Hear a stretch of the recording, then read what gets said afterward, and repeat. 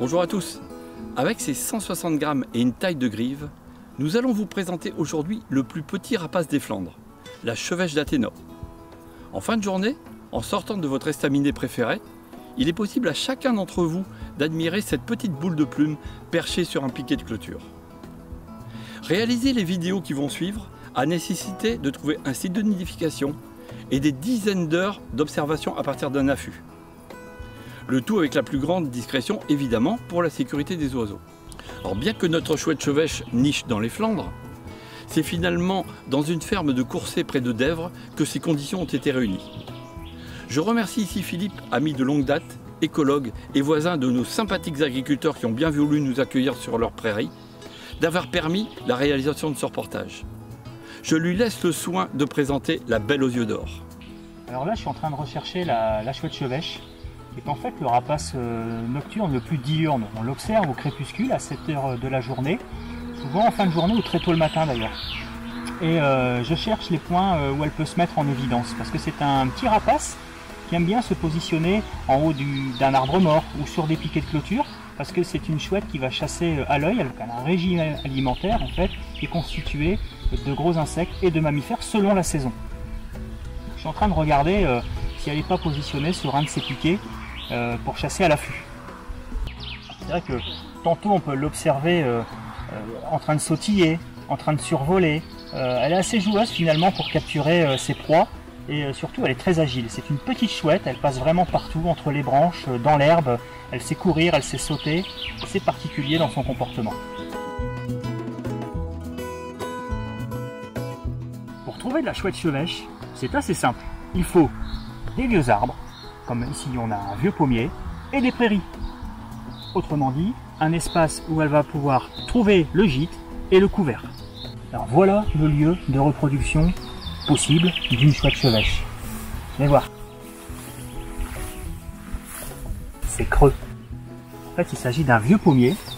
C'est pas mort, hein, mais un pommier, un vieux pommier. Et au fur et à mesure des années, le tronc s'est creusé. Et ça, c'est la loge idéale pour que la chouette chevêche vienne élire domicile.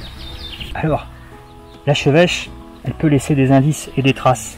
Souvent, des pelotes de réjection. On sait que les pelotes de réjection, ce sont les restes de repas qui ne sont pas digérés, qu'elle va régurgiter. Elle fait ça une fois par jour. Et puis elle peut laisser aussi des plumes. L'aspect camouflage de la plume et surtout l'aspect douceur de la plume. Ça, c'est vraiment typique des rapaces nocturnes, ce qui va rendre son vol complètement silencieux. Notre intuition était bonne. Les cavités du vieil arbre, la saison et la présence régulière de 2 chevêches sont autant d'indices qui indiquent un site de nidification.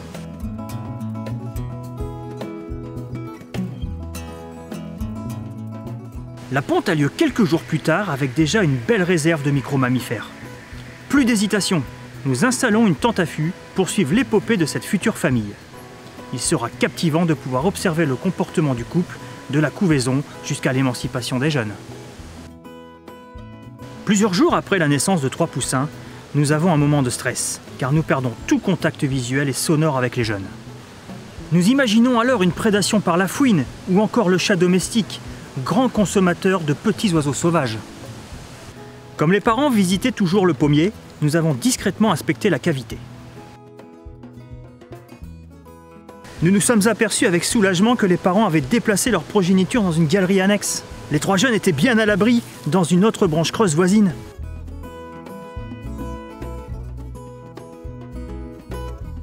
Et au final, tout est bien qui finit bien, puisque quelques jours plus tard, on a pu suivre l'état de l'avancement de la nidification avec l'immense joie, j'ai envie de dire, de voir sortir les jeunes du nid. Et aujourd'hui, les parents continuent de les nourrir pendant plusieurs semaines, de manière à ce que les jeunes puissent s'émanciper et retrouver une vie, on va dire, solitaire avant la prochaine saison de reproduction. À l'extérieur, les juvéniles sont très vulnérables. Ils communiquent avec leurs parents par des cris sociaux caractéristiques. Écoutez l'échange entre la femelle et un de ces jeunes réclamant sa pitance.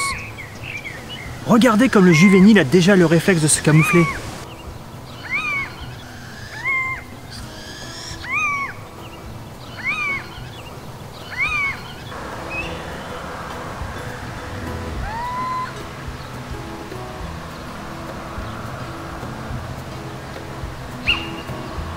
Observez le comportement de cet adulte qui prévient ses jeunes de l'approche d'un prédateur avant de se dissimuler à son tour à l'ombre des branches.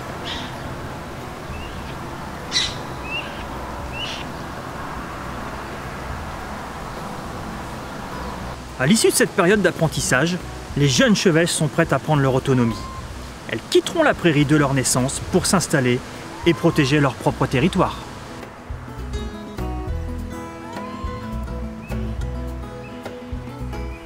Alors malheureusement, c'est vrai que la chevêche, c'est une espèce de rapace qui est en déclin, c'est-à-dire elle se fait rare.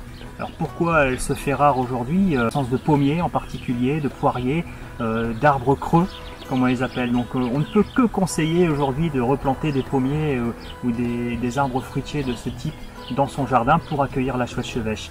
Il existe d'autres moyens également pour accueillir cette espèce, c'est la pose de nichoir. Donc ça se fait assez bien, c'est assez fonctionnel, sous réserve de bien le positionner, mais c'est quelque chose qui est quand même assez intéressant à réaliser. Voilà, vous savez tout ou presque tout de la petite chouette aux yeux d'or. On vous souhaite maintenant de belles observations pour tenter de la découvrir à votre tour. À bientôt et surtout, pensez nature et vivez nature.